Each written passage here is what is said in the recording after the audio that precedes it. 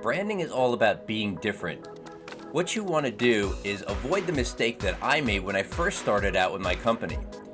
Sometimes when we run a business, we look around at the competitors in our industry, people who are doing what we do, and we pluck ideas which we think are good and we apply them to our own business.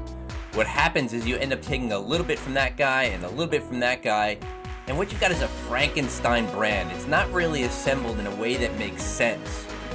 But actually, this goes contrary to branding thinking anyway. What you actually want to do is you want to look at what everybody else is doing in your industry and then do something different.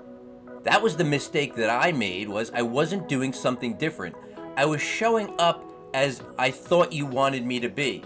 And so what I did was I looked at what the competition did, I assimilated a lot of what they did into what my brand was, and I called it a brand, but it wasn't really a brand.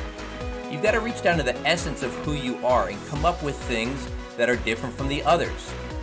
This was backed up by a book I read by branding genius, really, world-famed brand strategist Marty Neumeier in his book Zag.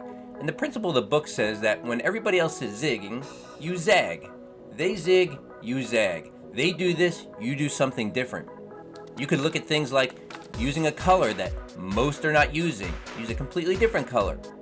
You want to make sure that you're using words that aren't typified as jargon in the industry.